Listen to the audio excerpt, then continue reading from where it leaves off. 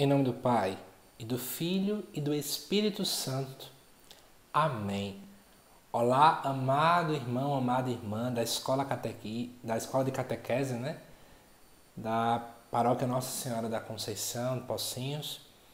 Hoje estou gravando para vocês um vídeo para que juntos possamos aprofundar, conforme foi pedido, o dogma da Santíssima Trindade. Então eu espero que vocês aproveitem, pegue papel, pegue lápis e vamos anotar o máximo de coisas possíveis, que eu vou tentar trazer algumas realidades sobre esse dogma para que possamos aprender. Já vou lhe dizendo que infelizmente eu não tenho como trazer tudo. O motivo porque nem eu sei tudo e também é impossível a gente poder aprender todos os detalhes, né? E ele é mistério. Isso quer dizer que é impossível entender tudo. Porém, todavia, entretanto, vamos aprender algumas realidades para que nos ajude no nosso serviço pastoral. A primeira coisa que eu queria comentar com você é o seguinte. Já parou para refletir que em toda liturgia a doutrina da Trindade é a base? Nunca parou? Vou te ajudar a lembrar. Vamos lá. Olha essas duas frases que nós escutamos na Santa Missa. A graça de nosso Senhor Jesus Cristo, o amor do Pai e a comunhão do Espírito Santo esteja convosco. Trindade aparece, não é? Final da missa.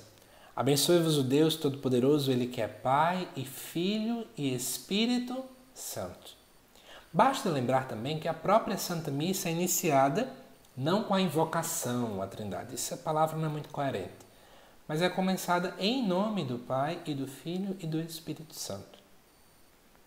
Nós começamos a perceber aqui que a Trindade ela perpassa toda a Santa Missa. Pelo visto, essa realidade de fé é muito importante. E é. Mas vamos começar um pouquinho a voltar na história. Tudo começou quando os cristãos queriam testemunhar a presença de Deus, que eles vivenciavam em Jesus Cristo, mas ainda queriam permanecer em sua fé no Deus único. Basta você agora rapidamente recordar que lá em Deuteronômio capítulo 6, nós vemos o Shema Israel, né? Ouve Israel, o Senhor é o vosso Deus, um é o Senhor. Então, o povo de Deus compreendia claramente que eles acreditavam em um Deus único. Mas como acreditar em um Deus único e perceber quem era Jesus ao mesmo tempo? Jesus se mostrava como algo diferente, ele tinha algo de diferente. E o povo depois foi compreendendo que ele era Deus. Como conservar isso? Como entender essa dinâmica? Basta você olhar alguns versículos. Eu não vou abrir, porque senão o vídeo fica grande, mas eu vou dar as dicas, né?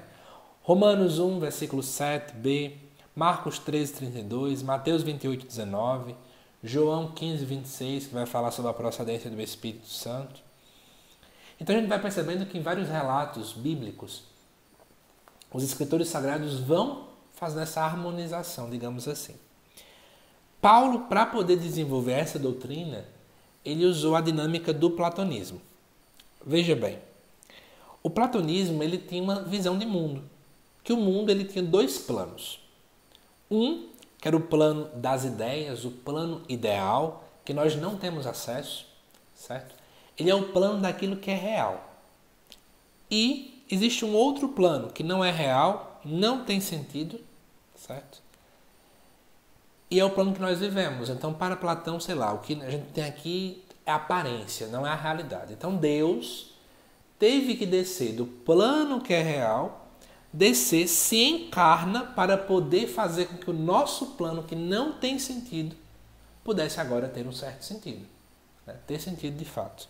Então, era essa a visão. Paulo teve que beber de uma dinâmica filosófica, né, de Platão, para poder tentar escrever e tentar desenvolver sua doutrina. Mas, ainda continuando no início da história da igreja, queria partilhar uma coisa para vocês, né? Existiam teólogos que diziam que Jesus era filho adotivo. Né? Em que sentido? Jesus era filho adotivo ou recebeu o poder de Deus no batismo. Então, Jesus não tinha sido criado Deus, de modo algum, mas ele era alguém que era especial, que tinha uma certa inteligência, e no batismo ele recebeu o Logos, ele recebeu o Verbo encarnado. Então, naquele momento, Jesus foi adotado. Essa heresia é chamada de adocionismo, o próprio nome já faz essa ligação. Outros vão dizer, inclusive, que Cristo era o próprio Pai. Né? Então, o próprio Pai nasceu, o próprio Pai sofreu, o próprio Pai morreu. Então, Jesus fazia o que naquela hora que ele rezava? Então, aquela oração era mentirosa? Jesus fingia que rezava? Não, né? Então, veja que essas duas visões, elas são visões muito equivocadas. Inclusive, essa do adocionismo, daqui a pouco eu vou explicar melhor porque que essa visão ela é muito equivocada. E antes de irmos para a doutrina de fato, eu escolhi para vocês uma heresia para que pudesse explorar. Veja, a gente poderia aqui conversar horas e horas e horas e horas sobre todas as heresias em relação à Trindade que surgiram desde o primeiro dia da igreja até hoje. Porém, o vídeo ia ficar grande, ia ficar cansativo. Então, o que é que eu pensei? Vou trazer uma heresia para que vocês até vejam, né, essa dinâmica do que é heresia, de como é que a coisa funciona. Eu queria já começar comentando uma coisa. Hoje eu vejo muitas pessoas, né, usando a palavra heresia para cima e para baixo, para cima e para baixo. E assim, atente-se a uma realidade. Quando as pessoas cometiam heresia, elas cometiam, aspas, com certa reta intenção. Por quê? A igreja não tinha proclamado isso ou aquilo. Esse povo olhava para a Bíblia e tentava entender a Bíblia. Então eles falavam coisas que não eram muito coerentes. O grande problema não estava em falar coisas que não eram muito coerentes, até porque a igreja não tinha proclamado nada. O problema estava que quando a igreja dizia assim, não, a gente enquanto igreja entende assim, aquela pessoa dizia, não, mas eu continuo sem concordar. Aí está o problema, né? É mais ou menos o que acontece conosco hoje. Quantas vezes a gente interpreta textos bíblicos, doutrinas, falas papais de modo errado, não é? Mas vamos lá. A heresia que eu vou trabalhar com vocês é a chamada arianismo. Ela data-se do início do século IV. Foi um padre, Ário, padre de Alexandria. E o que é que ele dizia? Ário afirmava que Jesus Cristo era criatura, ou seja, Deus criou. Jesus então foi a primeira criatura que Deus criou. Ele, uma vez que ele foi criado, né? Ele na verdade, se ele foi criado é porque ele não foi gerado do coração de Deus. Então ele não era Deus. Então para Ário, Jesus Cristo não era Deus, mas era a criatura mais elevada. Para Ário, então, já que Jesus foi criado, então existia um tempo na história, em algum momento, em que Jesus não existia. Em um dado momento, Jesus não existia, até o momento em que o Pai cria Deus. Então daí, Jesus Cristo não tem a mesma essência do Pai. O Pai é Deus, Jesus, então, não tem a mesma essência do Pai. Então, vamos ver um exemplo, né? Se Jesus não tem a mesma essência do Pai, se Jesus não é Deus, e Deus, a gente estudou isso na escola catequética presencialmente, Deus, ele não tem pecados? Jesus, como não tem a mesma essência do Pai, Jesus poderia pecar. Deus é imutável, Jesus não é Deus, então Jesus pode mudar. Então, em algum momento, preste atenção, em algum momento, Jesus poderia mudar de ideia e não ser mais o Cristo, o Messias. Sei lá, nos últimos segundos da morte de Jesus, ele poderia ter dito assim, não, rapaz, eu vou me entregar aqui por mim mesmo, não é por vocês não. Em algum momento, assim, nos últimos detalhes. Então, dá a entender que a nossa salvação parece que não aconteceu de fato. Tá dando para entender? Outro detalhe importante é que o pecado, e aqui veja, aqui eu teria que fazer uma construção sobre pecado original e tal, para a gente entender. Mas em suma, o pecado é uma ofensa ao coração de Deus. E o pecado sendo uma ofensa ao coração de Deus, só Deus pode perdoar. Ponha isso na sua cabeça. Só Deus pode perdoar. Então, se só Deus pode perdoar e Jesus não é Deus, Jesus não pode nos salvar, porque Jesus não é Deus. Tá dando para captar a ideia? Aí você vai dizer assim, sim, então para esse padre Ário, Jesus não poderia nos salvar de forma alguma? Para ele sim. Sabe qual era a visão que ele tinha? Olha que estranho.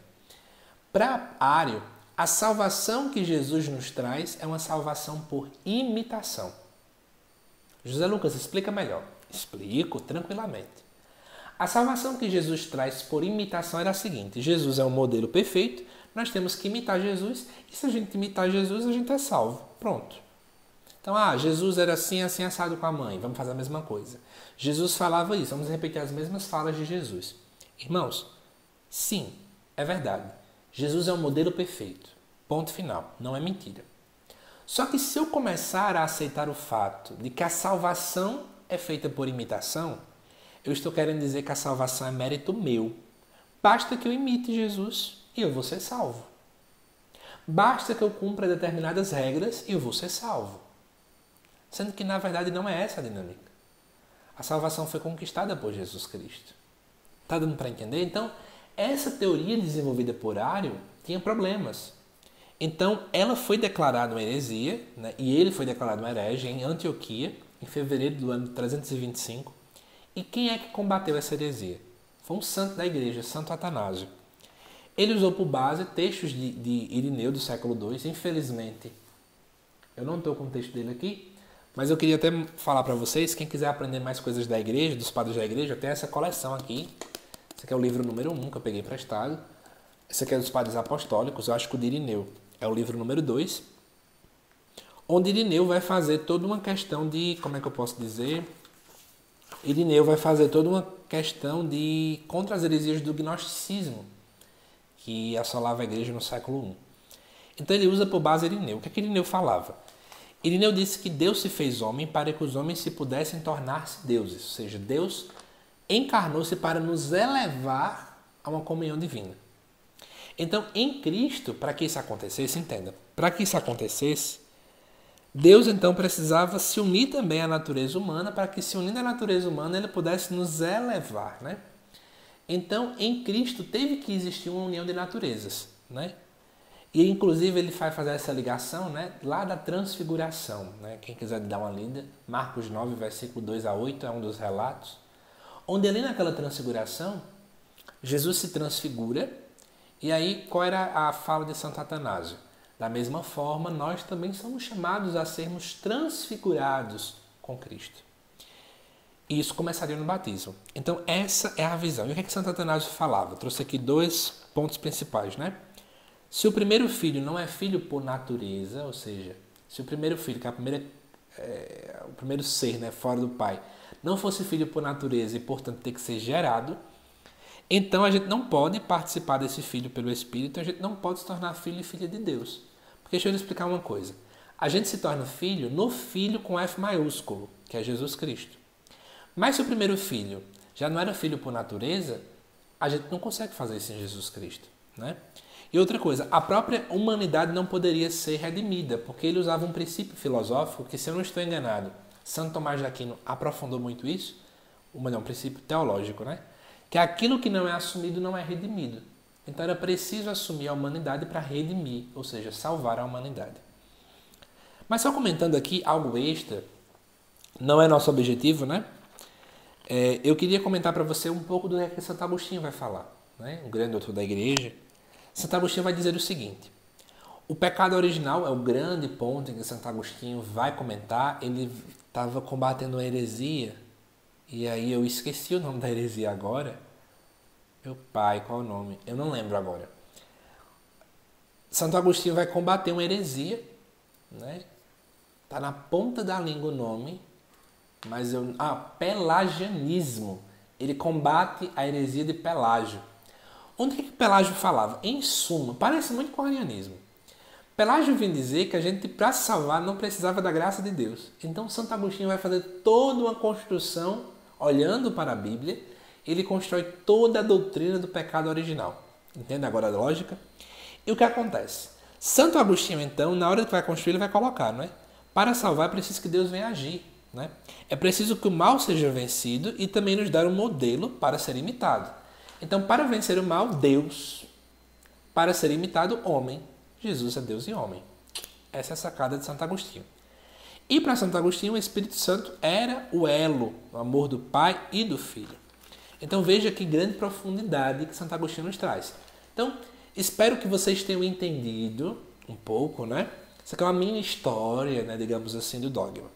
Mas a grande pergunta que não quer calar, e você deve estar se perguntando, é o que a Igreja Católica acredita, né? E aqui eu vou fazer um mini resumo do que o Catecismo da Igreja Católica fala. Essa é a segunda parte desse nosso vídeo. Então vamos lá. Primeiro, claro que o versículo-chave para olhar para a Trindade se encontra lá em Mateus 28:19, onde Jesus vai dizer, né? Pregai o evangelho a toda criatura e batizai-os em nome do Pai e do Filho e do Espírito Santo. Citando São Cesário de Arles, o catecismo começa falando sobre que a fé de todos os cristãos consiste na Trindade. E aqui eu já queria abrir um parêntese para criticar uma frase que o povo comenta muito, né? Tem aquela música: em nome do Pai, em nome do Filho, em nome do Espírito Santo. Essa música tá errada. E tem outra também que fala assim: em nome do Pai, em nome do Filho, em nome do Espírito Santo, amém. Pam, pam, pam, pam, pam, pam. Também tá errada. Por quê? Nós não cremos em 3 deuses. É um único Deus. Simples. Se nós dissermos em nome do Pai, e em nome do Filho, e em nome do Espírito Santo, são porque são 3 deuses completamente diferentes. Para nós, é um único Deus que são em 3 pessoas. Mas vamos entender um pouco sobre isso. Em primeiro lugar, o catecismo vai nos dizer que a Santíssima Trindade é o mistério central da nossa fé. Então veja a grande importância de se estudar esse dogma, né? O Pai foi revelado pelo Filho. Deixa eu ver se eu consigo aqui pegar alguns versículos para vocês entendam. Vamos lá, pega a Bíblia. Deuteronômio, capítulo 32.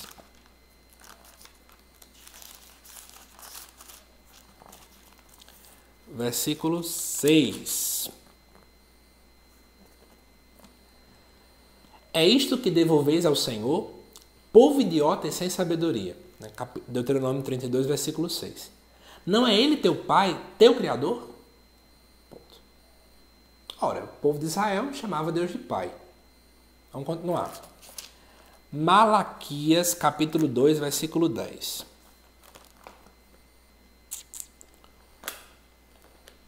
Último livro do Antigo Testamento.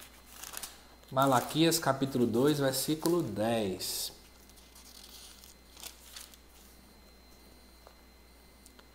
Não temos todos um único Pai? Não foi o único Deus que nos criou? Ponto. Antigo Testamento chama Deus de Pai. Mas vamos chegar no Novo Testamento e vamos olhar uma coisa. Mateus, capítulo 11.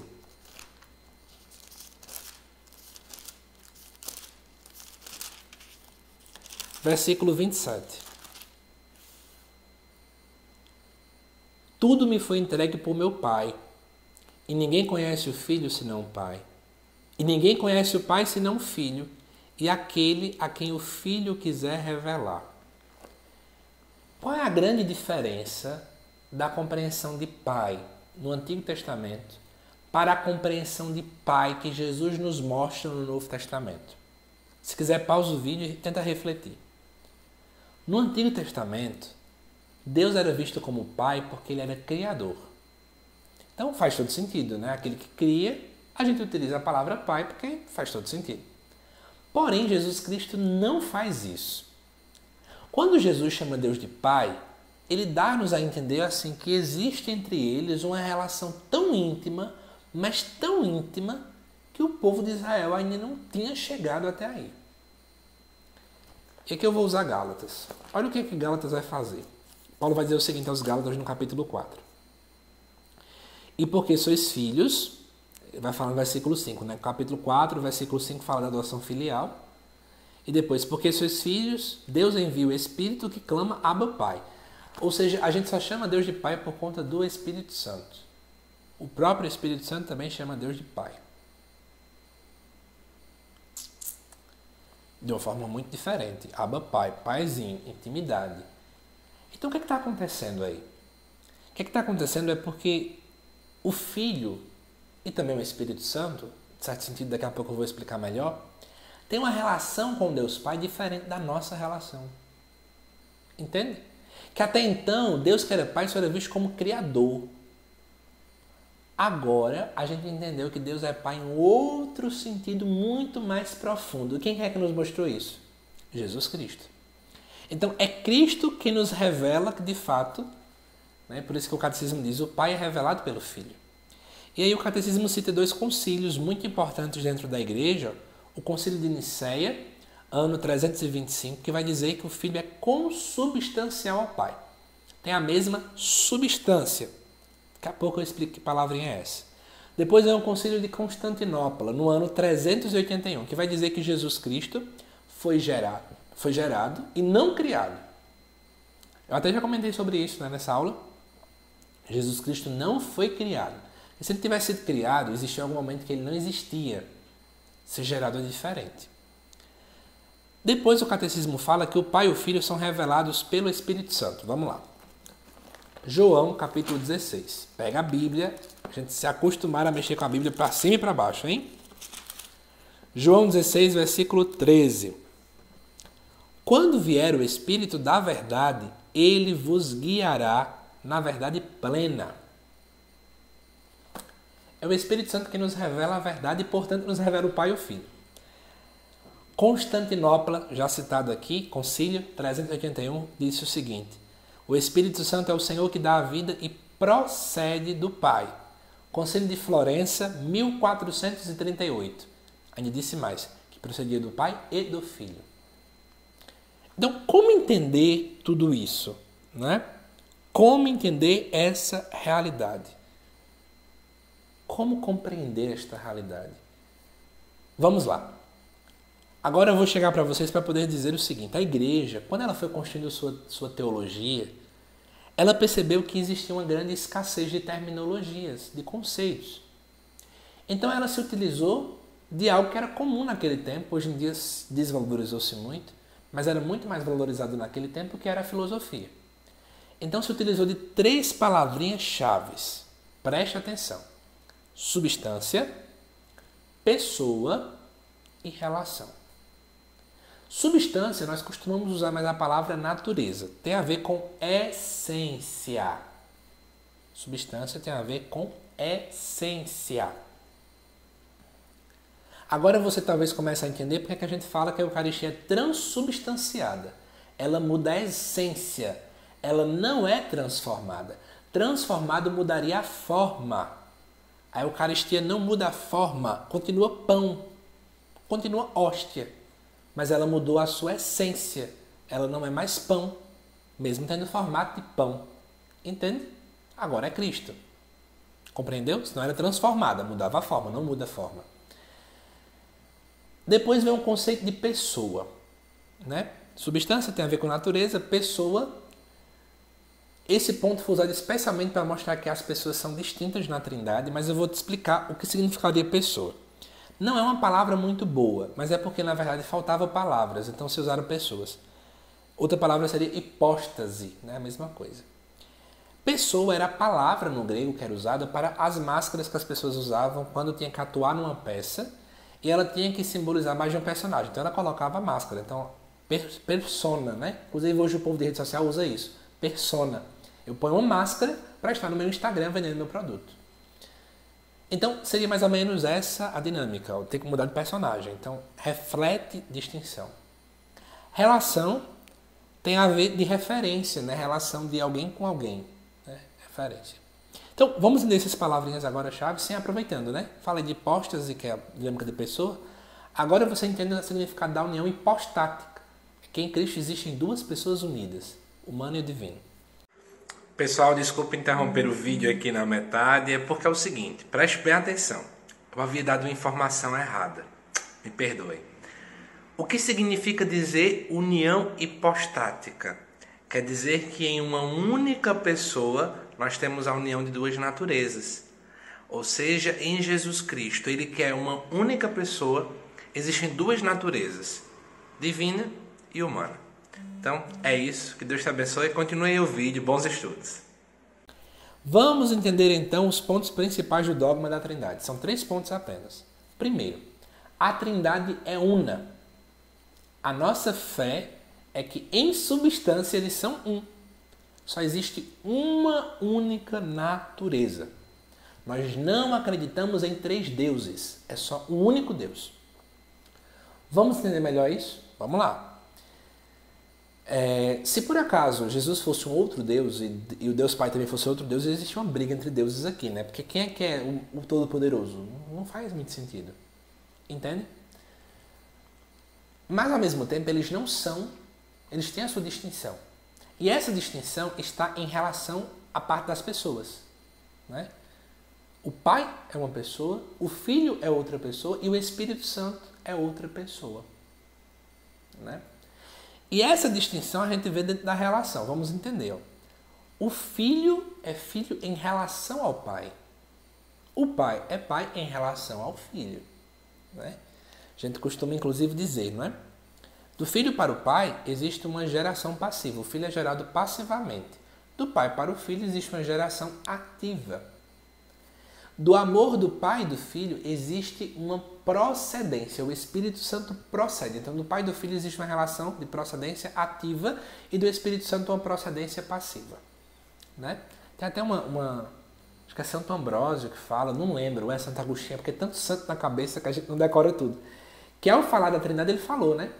De fato, quando o pai se dá, né, na geração do filho, ele se dá por completo. Por isso que ele dá a sua divindade, ou seja, o filho é Deus. E do amor do pai e do filho vem o Espírito Santo. Então, dessa procedência, o amor é completo, né? A doação completa do pai para o filho, do filho para o pai, vem o Espírito que também é Deus. Mas eu queria comentar uma coisa que é importante, é que toda a economia de salvação, ou seja, os meios pelos quais Deus busca nos salvar, é comum às três pessoas. Então, quem é que nos salva? Os três. Quem é que cria o mundo? Os três. Quem é que nos santifica? Os três. É claro que nós costumamos denotar por missões divinas, né? É mais fácil pensar no Pai como Criador, no Filho como Salvador, no Espírito como Santificador, mas os três sempre agem em conjunto. Essa é a nossa fé. Mas para terminar, terceira e última parte do vídeo, desculpem, já está em 26 minutos, né? Perdão. Eu queria trazer um pouco das falas, né, mais recentes do magistério da Igreja Católica. Falas de São João Paulo II, de Bento XVI e de Papa Francisco, uma vez que vocês são catequistas. Então é importante aplicar, né? O que é importante da Trindade? Tem o quê? Vamos lá. São João Paulo II. Isto, que pode parecer abstrato e distante, na verdade tem muito a dizer a nós. Olha que interessante. A Trindade tem muito a nos dizer.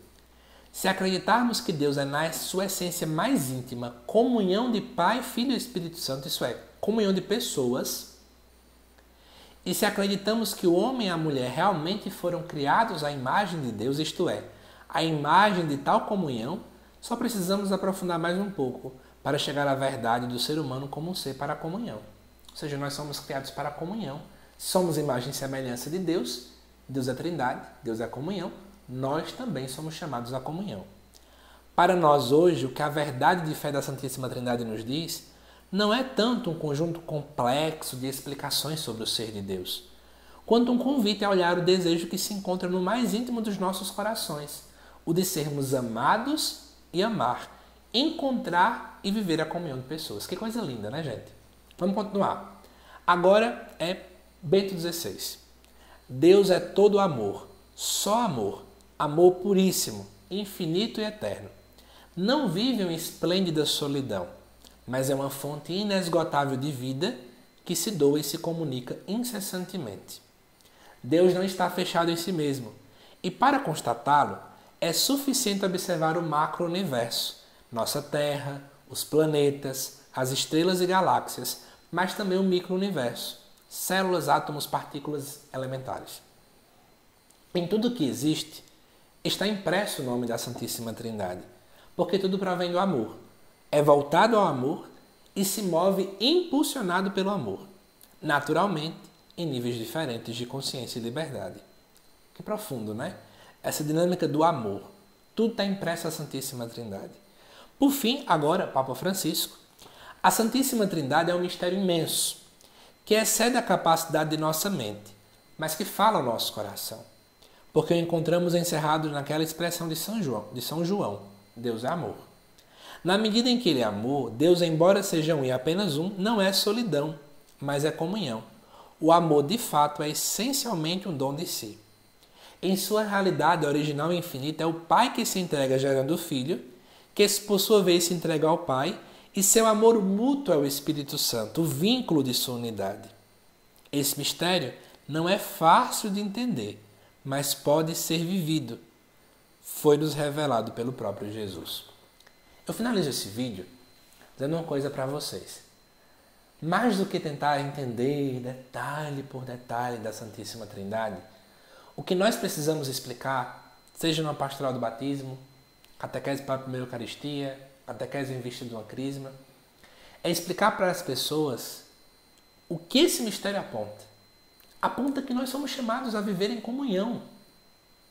Aponta para a realidade do matrimônio. Aponta para a união de toda a igreja. Olha que coisa linda. Aponta para não vivermos fechados no egoísmo, a só pensar em si mesmo, para poder entender que se o próprio Deus escolheu ser comunhão, nós também temos o mesmo chamado. Enfim, espero que você tenha gostado muito desta aula, espero que tenha esclarecido muita coisa, tenha te dado mais sede para muitas coisas, esse é o desejo do meu coração. Mas deixa aqui, por favor, nos comentários o que é que você achou. Foi interessante? Aprofundou? Esclareceu muita coisa? Te empolgou a saber mais? Estou curioso para saber, hein? Que Deus te abençoe, bons estudos e lembre-se, hein? Deus é amor e amor é comunicação, é doação de si mesmo. Até mais.